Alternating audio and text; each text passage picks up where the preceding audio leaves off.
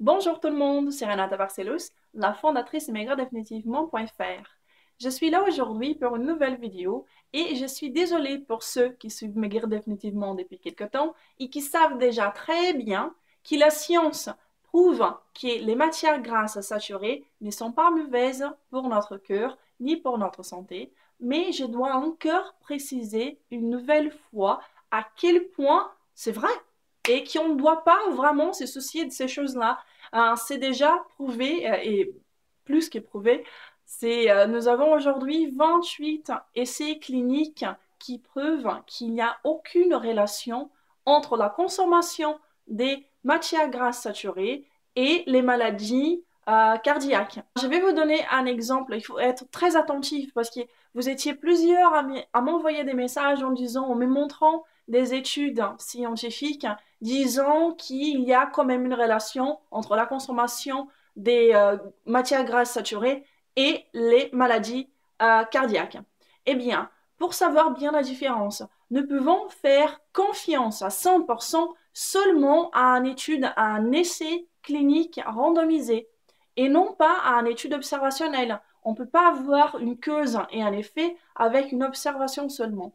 Donc, je me sens obligée aujourd'hui de vous montrer la différence entre une étude observationnelle, ce qui j'ai bien reçu cette dernière semaine, et une étude clinique randomisée. Eh bien, prenons l'exemple d'un gendarme. Il y a eu un accident et il a fait un appel à témoins. Donc, il y a une personne qui arrive et qui raconte ce qu'il s'est passé, ce que la personne elle a vu. Et après, il arrive une personne avec une vidéo et on peut tout voir et tout écouter. Eh bien, si le témoin a raconté exactement la même chose que le gendarme a pu voir dans la vidéo, parfait. Si c'est complètement différent, bah, vous allez croire en quoi? Au témoin ou à la vidéo? Je suppose qu'à la vidéo, hein. Donc c'est la même chose. En étude observationnelle, c'est quand on demande aux gens qui participent de cette étude de raconter ce qu'ils ont mangé, comment qu'ils ont vécu. Je ne sais pas vous, mais j'ai du mal à me rappeler ce que j'ai mangé la semaine dernière. Donc, si je dois vraiment participer à une étude et dire comment j'ai mangé depuis 10 ans, je pense pas vraiment que ça va être très exact, hein. Je vais avoir, bien sûr, je vais savoir à peu près comment j'ai mangé, mais ça sera pas vraiment exact. Tandis qu'un essai clinique randomisé, c'est quand on prend un groupe de personnes et on va le suivre pendant quelques temps. Par exemple, cette étude-ci, elle est sortie en 2006 et c'était avec un groupe de 50 000 femmes, près de 50 000 femmes, qui ont été divisées en deux groupes. Un groupe, il a continué à manger librement, comme il voulait, et l'autre groupe, il suivait ce qu'il disait la pyramide alimentaire, celle que nous connaissons tous, et qui a commencé à être diffusée à partir des années 70, quand les matières grasses ont été nommées comme l'ennemi numéro un des maladies cardiaques. Cette étude, il a duré 8 ans. C'est la plus grande étude clinique randomisée au monde, le plus grand. Il n'y a jamais eu quelque chose comme ça. Il a prouvé que manger moins des graisses saturées n'est pas lié avec la prévention des maladies cardiaques. Si on avait seulement cette étude pour prendre un exemple et pour dire que voilà, vous pouvez manger des matières grasses sans avoir peur, ça serait déjà suffisant. Mais on a en tout 28 essais cliniques qui prouvent qu'il n'y a pas de liaison entre la consommation des matières grasses saturées et l'apparition des maladies cardiaques et cholestérol aussi.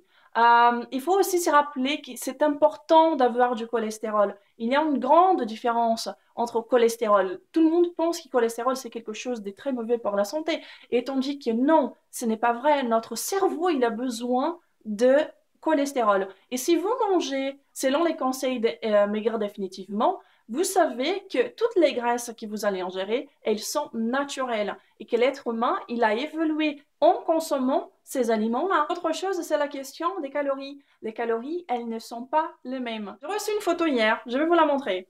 C'est celle-ci. La personne, elle me demande si ce qu'elle mangeait bien. Elle m'a dit qu'elle mangeait 60 grammes de pâtes, mais elles étaient complètes. Et je vous dis, il faut pas... Là, je vais revenir sur le sujet abordé dans les deux autres vidéos, les quantités. Si on mange ce qui est bien, on n'a pas besoin de faire attention aux quantités. Donc, si vous mangez seulement 60 grammes de pâtes complètes, vous allez quand même inciter l'insuline. Et vous savez très bien, on incite l'insuline, on arrête la combustion des graisses.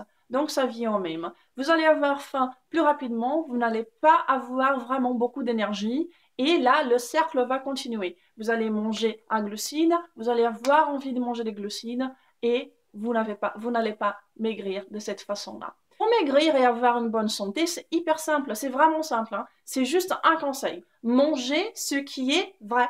Je vous dis, si vous mangez ce qui est vrai, des vrais aliments, vous allez maigrir, vous allez être en excellente santé. C'est simple. Je ne sais pas pourquoi je viens ici vous parler toutes les semaines, pourquoi que je mets énormément d'articles sur maigrir définitivement, pourquoi que je vous donne des recettes. Ce serait beaucoup plus simple. Je pourrais m'arrêter là, juste en vous disant, mangez ce qui est vrai. Et si vous me dites que vous ne pouvez pas rester sans manger un aliment, par exemple le pain ou je sais pas, peut-être que maigrir définitivement n'est pas pour vous, hein. Si vous voulez vraiment un changement, il va falloir changer. Sinon, vous allez avoir toujours les mêmes résultats que vous avez maintenant. Je ne suis pas là pour vous convaincre. Je suis là pour aider ceux qui ont vraiment envie de changer. Et si vous n'avez pas vraiment envie de changer, si vous ne voulez pas arrêter de manger le pain le matin, mais faites comme vous voulez. C'est votre vie et c'est vous qui décidez. Mais il faut savoir que pour avoir un résultat différent, il va falloir faire des choses différentes. Mangez ce qui est vrai, prenez soin de vous et comptez sur moi. Je serai là la semaine prochaine. Comme vous voyez, c'est Noël. Donc, je ne sais pas quand vous allez regarder cette vidéo, mais je vous souhaite déjà des bonnes fêtes de fin d'année, un bon Noël en famille et profitez bien. À la semaine prochaine. Au revoir.